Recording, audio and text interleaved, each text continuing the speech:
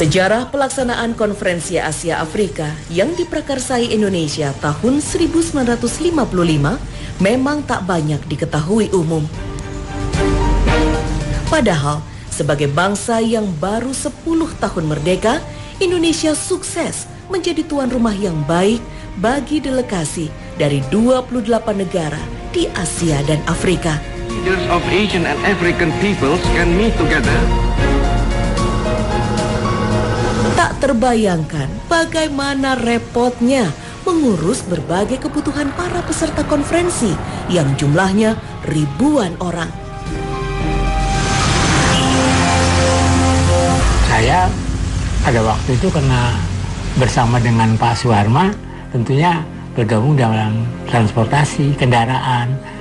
Diminta ada dari panitia Jakarta, kita jangan kalah dengan luar negeri, kita juga punya mobil-mobil yang seperti luar negeri, walaupun hanya 1-2, walaupun pemerintah tidak punya waktu itu, hanya punya mobil yang dipakai oleh Bung Karno saja waktu itu, Indonesia 1 itu. Ya, jadi ya kebetulan di Bandung ya Abah lah yang ngaju, yang pinjem, kena banyak kenalan. Pada masa itu memang belum banyak mobil yang lalu lalang di jalanan kota Bandung.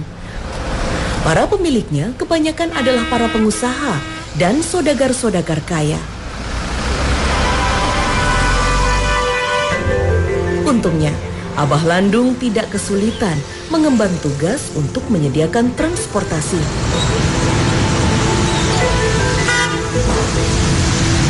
Profesinya yang kala itu adalah sebagai seorang guru yang terpercaya, memudahkan Abah Landung untuk meminjam mobil milik orang-orang kaya di Bandung. Oh guru, ada apa ya? Yang Nambu ini pinjam mobil untuk Asia Afrika untuk dipakai, kalau enggak ya ada di pool gitu. Oh silakan, bawa, pakai, diantarkan. Enggak pakai bayar? Enggak pakai bayar, enggak pakai apa-apa. Nah, panitia waktu itu menjanjikan nanti kalau udah selesai pasti ada upahnya lah gitu lah. Sekarang tuh honor, tapi ya alhamdulillah sampai sekarang tidak ada apa-apa.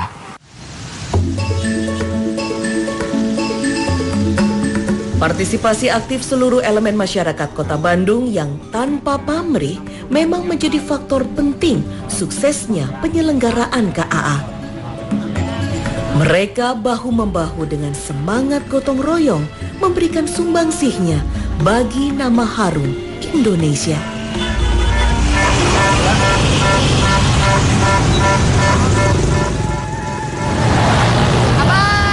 Halo. Assalamualaikum Bang. Waalaikumsalam. Saya Damang sehat ya. Alhamdulillah. Masih pakai sepeda? Masih. Zaman dulu tahun 32 ini. Boleh dicoba belnya? Boleh. Wah, bunyinya masih nyaring sekali. Nyaring bagus ya. Bunyinya luar biasa. Jadi Abah Landung ini dulu berjasa sebagai pengumpul mobil. Iya, betul. Umur kurang lebih 23-24 tahun ya. Dan berprofesi sebagai guru. Sebagai guru tapi Ikut, rela untuk mengumpulkan mobil. Betul. Lu rutenya dari mana, Bah? Rutenya dari Gedung Merdeka, mengambil sepeda ke Jalan Oto Iskandar Dinata, kemudian belakang pasar, rumahnya keluarga Asep Berlian, kemudian ke Jalan Sungai Raja, rumahnya Bapak Udin. Dan bagaimana tanggapan keluarga yang dipinjamkan mobilnya itu? Tanggapannya pada waktu itu sangat baik sekali, seperti contohnya dari Homan itu, Pak Sadak itu. Begitu Abah datang, ya welcome aja, boleh dipakai. Kini, di usianya yang menginjak 86 tahun, lelaki kelahiran Bandung ini terus mengayuh sepedanya. Ia bangga bisa menjadi bagian dari sebuah peristiwa besar dalam sejarah dunia yang mengharumkan nama Indonesia. Semangat dulu memang tidak terkalahkan, semangat dan gotong royong, tanpa pamrih ya, untuk tujuan yang satu barangkali Indonesia merdeka. Kami yang masih hidup tentunya berterima kasih kepada beliau-beliau pahlawan itu ya, yang tanpa pamrih ya, kerjanya, baik ibu-ibu, bapak-bapak tentara itu, yang sampai kita bisa mencetuskan kemerdekaan sampai dengan bisa mendatangkan, membawa negara-negara lain Asia dan Afrika ini untuk merdeka. Beberapa hari menjelang pelaksanaan konferensi Asia Afrika, tamu-tamu negara mulai berdatangan. Salah satu yang ditunggu-tunggu wartawan dalam dan luar negeri adalah delegasi Republik Rakyat Tiongkok di bawah pimpinan Perdana Menteri Zhou Enlai.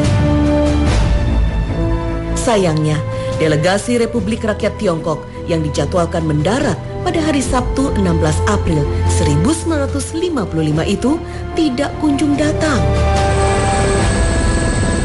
Tersiar kabar bahwa pesawat Kashmir Princess yang membawa rombongan Perdana Menteri Zhou Enlai meledak di udara karena sabotase. Kita tidak tahu persis bahwa itu siapa yang bertanggung jawab, tapi ya dengan terlaksananya KAA 1955 sebenarnya, dan kita lihat juga Perdana Menteri Cina yang tadinya disasar untuk itu, dia tetap datang 2 hari kemudian ke Bandung. Itu saya kira memperlihatkan satu bukti bahwa ada komitmen kuat di antara para pemimpin bangsa Asia Afrika saat itu untuk tetap maju terus. Walaupun ada berbagai cobaan, berbagai halangan, mereka tetap punya satu keyakinan kuat. Mereka harus bertemu, harus meneguhkan satu komitmen. Rumor tentang rencana menggagalkan konferensi Asia Afrika oleh negara-negara kolonialis memang sempat berhembus kencang.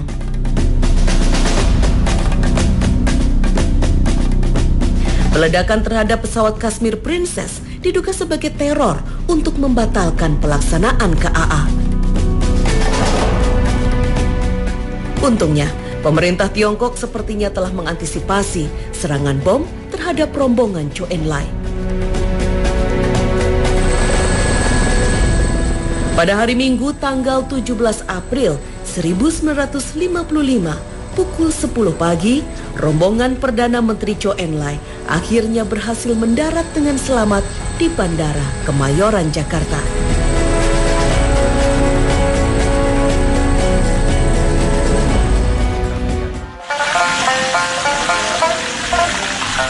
Effendi Agus Salim adalah seorang warga Bandung keturunan Tionghoa. Pekerjaannya sebagai pembantu di sebuah restoran Cina membawanya pada tugas yang tak pernah ia duga. Effendi yang masih remaja diberikan tanggung jawab menjaga makanan untuk konsumsi rombongan Zhou Enlai karena alasan keamanan. Waktu itu kan saya masih kecil, masih belum bisa masak, begitulah, masih kacung ya. Jadi saya yang mengawal masakan ke Jalan Lembong.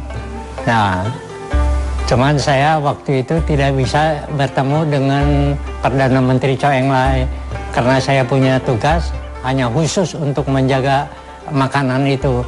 Jadi di ruangan sedia makanan itu tidak boleh ada orang yang kita nggak kenal gitu lah. Yang berhak ngurusin sajian makanan itu hanya saya. Komunitas Tionghoa di Bandung termasuk Effendi memang merindukan kehadiran sosok pemimpin dari tanah leluhurnya.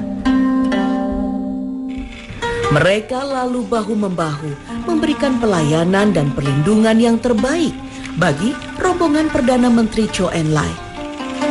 Bagaimanapun juga, tanah Tiongkok tempat mereka berasal tidak sedikit pun mereka lupakan.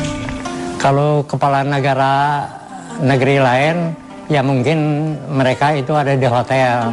Karena ini Perdana Menteri Zhou Enlai ini untuk disambut oleh warga Tionghoa yang di Bandung.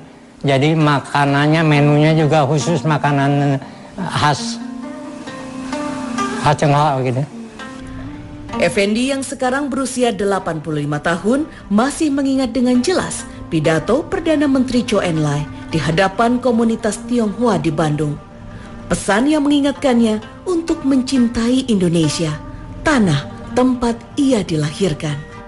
kata Perdana Menteri Zhou Enlai yang saya ingat dia sepatah kata, 我们生活在印尼，虽然不是在中国，但是也是中国的一份侨民，最主要是能够帮助印度尼西亚，建筑印度尼西亚，使得印度尼西亚将来有一个更好的将来。Ya, jadi berarti kita merantau ke sini, kita juga jangan lupa daripada tanah leluhur kita. Dan lagi yang penting, kita diam di sini di Indonesia, kita membangun Indonesia, membantu membangun Indonesia supaya Indonesia lebih bagus gitu. Makan malam Asia Afrika tahun 1955. Ini peralatan yang digunakan untuk 60 tahun lalu ya Pak? Ya, untuk melayani tamu-tamu penting yang ada di Hotel Oman ini.